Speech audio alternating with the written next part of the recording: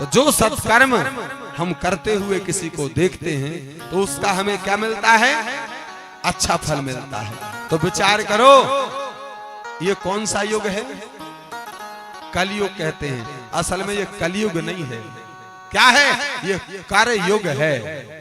हाँ, अगर सत्कर्म करते किसी को देखते हैं तो सत्कर्म मिलता है। तो ध्यान रखना, बुरा कर्म करते देखोगे तो बुरा भी मिलना है। और भागवत में सबने सुना होगा, भीष्म पितामह ने ये उपदेश दिया था किसको? अपने पौत्र पांडवों को। हाँ, जब कौरव पांडवों का युद्ध हुआ, सब कौरव मारे गए, पांडव राजा बनने लगे, तो भीष्म भगवान द्वारिकाधीश ने मन में विचार किया कि अब ये सब राजा बन रहे पांडव, मेरी बात तो मानेंगे नहीं। क्या होता है, कई बार अच्छी बात छोटा बच्चा कहे तो हम मानते नहीं है। हाँ? तू क्या जाने, विश्वास नहीं करते। तो जो पांडव जो थे, धर्मराज युधिष्ठिर, ये भगवान कृष्ण को छोटा ही मानते थे। तो द्वारिकाधीश ने एक लीला रची कि मैं कहूंगा तो ये मानेंगे नहीं, और यही बात अगर भीष्म पितामह कह देंगे तो ये सब मान जाएंगे। कई बार छोटा बच्चा कोई बात बोलता हम नहीं मानते, और वही बात कोई सफेद दाढ़ी वाले आदमी बोले 80 साल को तो सब मान जाते, भले बाप गलत हो पर सब मान जाते।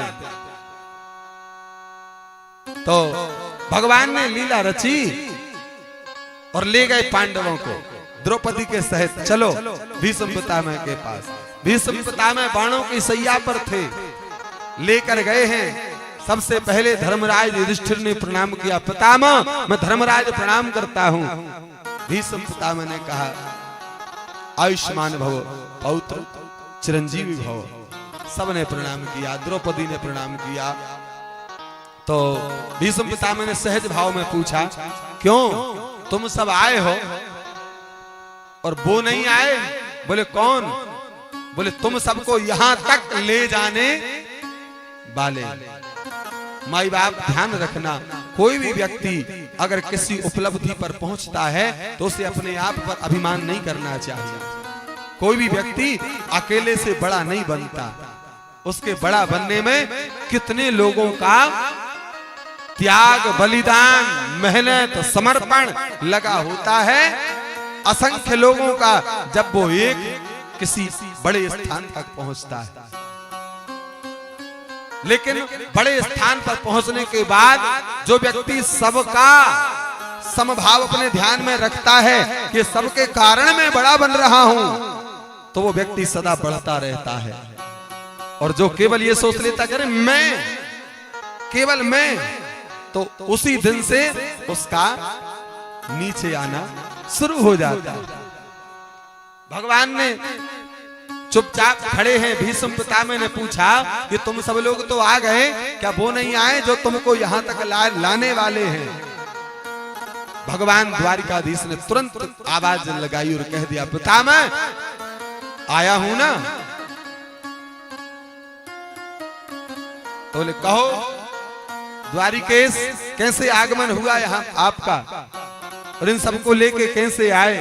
तो भगवान ने कहा, पितामह आपके जो पौत्र हैं ये सब राजा बनने वाले हैं, ये सब बड़ा पद प्राप्त करने वाले हैं। उससे पूर्व मैं चाहता हूं इनके जीवन में फिर कोई ऐसी घटना ना घटे कि फिर इनके जीवन में संकट आए। माई बाप जो जितना आगे बढ़ता है ना, उसको उतना ही सावधानी की आवश्यकता होती है, और ये शिक्षा हमें अपने बड़ों से ही मिलती है।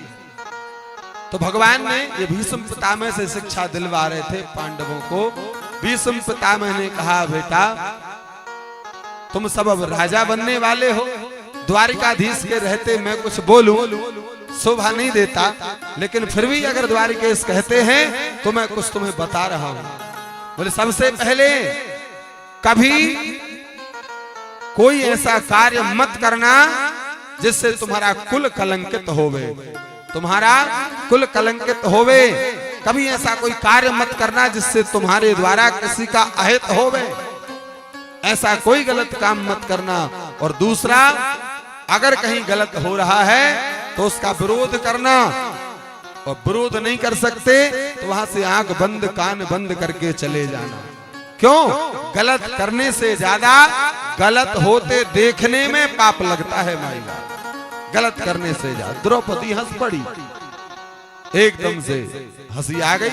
और कभी कभी कुछ बात ऐसी हो जाती है, किसी व्यक्ति को स्मरण में आ जाता है कोई बात, हंसी आ गई, एकदम से सहम गई। और जैसे ही एकदम से सहम गई, पिता मैंने पूछ लिया, बेटी क्यों हंसी थी?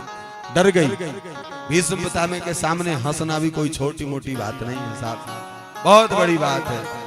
चुप रह गई, एकदम पूरा सर से पैर तक पसीने में एकदम लथपथ हो गई। द्वारिकाधीश की दृष्टि पड़ी, द्वारिकाधीश ने आंखों ही आंखों में इशारे से कह दिया, डर मत, बोल दे जो कुछ आ रहा, आज मौका है। तो द्वारिकाधीश की बात और द्रौपदी ना माने। महाराज द्रौपदी ने हाथ जोड़कर कहा, पितामह आपके सामने मैं कुछ कह रही हूं, ये मेरी अभद्रता है, मुझे क्षमा करना, पर क्या करूं, रहा नहीं गया मुझसे। बोले बेटा क्या हुआ? बोले आपने जब एक बात कही कि बुरा मत करना, गलत मत करना, वहां तक तो ठीक था, लेकिन जैसे ही आपने कहा कि गलत करने से ज्यादा गलत होते देखने में पाप लगता है, तब मुझे हंसी आ गई। बोले क्यों आई? बोले इसलिए आई कि जिस दिन जिस समय भरी सभा में मुझे निर्वस्त्र किया जा रहा था, मेरा अपमान किया जा रहा था, मुझे लज्जित किया जा रहा था, एक स्त्री के साथ जो नहीं होना चाहिए कदापि, ऐसा कुकृत्य किया जा रहा था, उस समय उस सभा में आप बैठे थे और अपनी दोनों आंखों से टुकुर टुकुर देख रहे थे, और देखने के बाद भी आप सब सह रहे थे। और किसी में क्या हिम्मत मजाल कि आप अगर दृष्टि से इशारा करके मना कर देते तो किसी के हाथ उठ जाते मेरी ओर। लेकिन पितामह आप तो सब देखते रहे, मैं आपसे जानना चाहती हूँ क्या वो कोई सत्कर्म हो रहा था जहां एक स्त्री को, वो भी ऐसी अवस्था में कि जिस अवस्था में पति को भी स्पर्श करने का अधिकार नहीं होता, रजस्वल अवस्था में, और पर पुरुष मुझे खींच कर ला रहा था मेरे केस पकड़कर, क्या वो कोई पुण्य का कार्य हो रहा था? आपने होने दिया, देखते रहे। भीष्म पितामह फूट फूट कर रोने लगे महाराज, ऐसी अवस्था में जैसे मानो कोई साधारण पुरुष रो रहा हो, कोई साधारण मनुष्य रो रहा हो। भगवान ने पूछा आप रो क्यों रहे हो? पितामह ने बताया, द्वारिकेश मुझे अच्छी तरह याद है, एक जन्म नहीं, 2, 10, 50 नहीं, 124 जन्मों का वृत्तांत पूरा याद है कि भीष्म की आंख में कभी आंसू नहीं आया। कितने वर्ष? 124 जन्म, 1-2 जन्म नहीं, 124 जन्मों की बात याद है। महाभारत खंड में स्पष्ट लिखा है, कभी भीष्म की आंख में एक आंसू नहीं आया। और आज इतना रो रहा हूं, आप पूछ रहे हो, तो बेटी द्रौपदी मैं बता रहा हूं कि इसलिए रो रहा हूं कि मैंने 124 जन्मों में कभी कोई पाप नहीं किया, बस एक बार पाप होते देखा, जो द्रौपदी कह रही है वो। उसके कारण आज मुझे 54 दिन हो गए, 50 और 4 54 दिन। किस बात को? बाणों की सैया पर लेटे लेटे। इतने शरीर में बाण लगे हैं कि गिने नहीं जा सकते। भीष्म पितामह ने कहा, अरे अर्जुन को की क्या हिम्मत मुझे एक भी बाण मार सके, लेकिन इतनी कष्टदायक बाणों की सैया मिली, एक एक बूंद करके मेरे शरीर का पूरा रक्त निकल गया। अब मैं हे द्वारिकानाथ पूर्ण पवित्र हो चुका हूं और आज मैं ये बात कहने के लायक हो चुका हूं। और बेटी तू जानना चाहती है उस दिन क्यों नहीं टोका मैंने, क्यों नहीं रोका, क्यों ये सब होने दिया? क्यों?